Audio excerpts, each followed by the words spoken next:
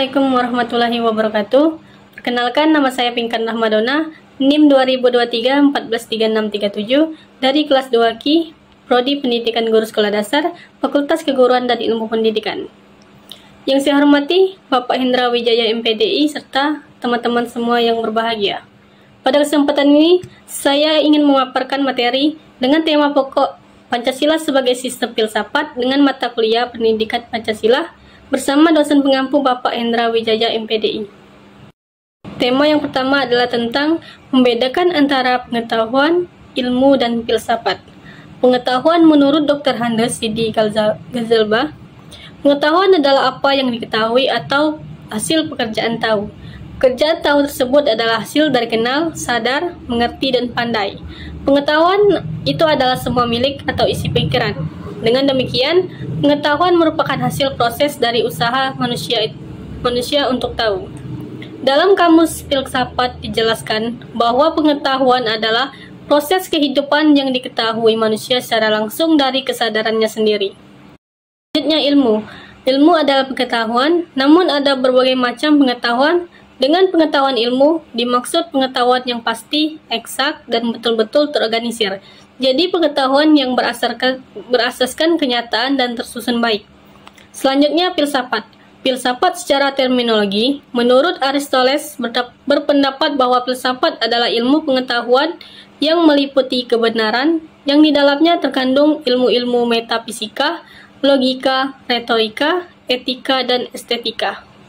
Tema yang kedua adalah tentang mengidentifikasi ciri-ciri berpikir ilmiah filsafat. Ciri-ciri berpikir ilmiah filsafat yaitu 1. Universal, yaitu pemikiran harus luas dan tidak dari satu sudut pandang saja. 2. Kritis, yaitu mempertanyakan segala sesuatu dan tidak menerima apa yang dikatakan orang. 3. Radikal, yaitu berpikir hingga ke akar-akarnya sehingga ditemukan hal-hal yang esensial. 4. Rasional, yaitu berpikir menggunakan akal sehat dan dapat diterima secara logika. 5. Bertanggung jawab, yaitu kemampuan mempertanggungjawabkan pengakuan publik atas sistem filsafat yang dibangunnya. Selanjutnya, menganalisis Pancasila sebagai hasil berpikir secara ilmiah filsafat. Pancasila sebagai filsafat mengandung pandangan, nilai, dan pemikiran yang dapat menjadi substansi dan isi pembentukan ideologi Pancasila.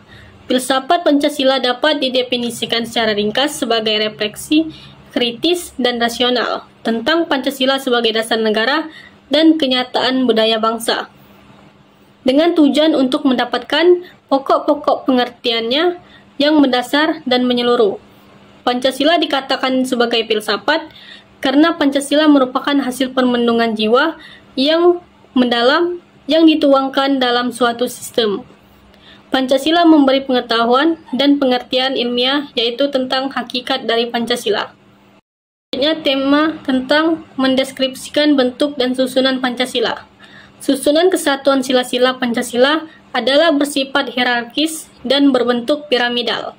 Sifat hierarkis dan bentuk piramidal itu nampak dalam susunan Pancasila, di mana sila pertama Pancasila mendasari dan menjiwai keempat sila lainnya. Sila kedua didasari sila pertama dan mendasari serta menjiwai sila ketiga, keempat, dan kelima. Sila ketiga didasari dan menjiwai sila pertama dan kedua, serta mendasari dan menjiwai sila keempat dan kelima.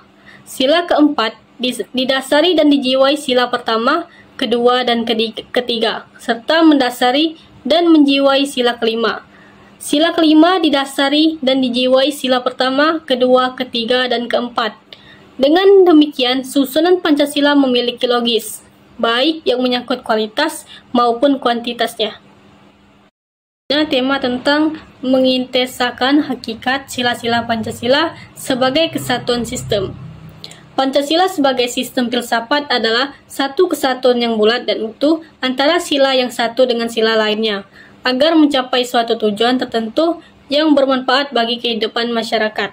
Sistem filsafat di dalam Pancasila ini terdapat hakikat sila-sila Pancasila yang terkait antara satu dengan sila lainnya. Hakikat nilai-nilai Pancasila sebagai sistem filsafat adalah sebagai berikut. 1. Sila pertama, ketuhanan yang Maha Esa. yaitu keyakinan bahwa mempercayai adanya Tuhan.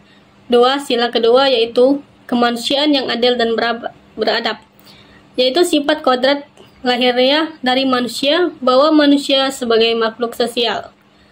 Selanjutnya sila ketiga, persatuan Indonesia, yaitu semangat kebangsaan, rasa cinta tanah air. Sila keempat, kerakyatan yang dipimpin oleh hikmat kebijaksanaan dalam permusyawaratan dan perwakilan, yaitu keputusan yang diambil ketika menemui suatu permasalahan melalui musyawarah mufakat. Selanjutnya, sila kelima, keadilan sosial bagi seluruh rakyat Indonesia, yaitu menjunjung tinggi keadilan dalam berbagai aspek demi menegakkan hukum tanpa memandang bulu. Tema selanjutnya adalah tentang mengevaluasi bentuk dan susunan Pancasila yang bersifat hierarkis, piramidal, dan saling mengkualifikasi. Susunan sila Pancasila bersifat hierarkis dan berbentuk piramidal. Hierarkis berarti tingkat, sedangkan yang dimaksud bentuk piramida dari kesatuan Pancasila ialah bahwa sila yang pertama dan seterusnya, tiap-tiap sila bagi sila berikutnya adalah menjadi dasar, dan tiap-tiap sila berikutnya bahwa bentuk susunan hierarkis piramidal Pancasila ialah kesatuan tingkat yang tiap sila di muka sisi lainnya merupakan basis atau pokok pangkalnya, dan tiap sila merupakan pengkhususan dan sila di mukanya. Sila pertama menjelaskan bahwa pada sila pertama itu meliput dan menjamin isi sila 2, 3, 4, dan 5. Begitu pula sila-sila berikutnya, saling berkaitan erat dan menjiwai satu dengan yang lain. Kesatuan sila-sila Pancasila yang saling mengisi dan saling mengkualifikasi, yaitu dalam setiap sila terkandung nilai keempat sila lainnya. Dalam setiap sila senantiasa dikualifikasi oleh keempat sila lainnya. Mungkin itu saja materi yang dapat saya sampaikan. Semoga bermanfaat bagi kita semua. Saya akhiri. Wassalamualaikum warahmatullahi wabarakatuh.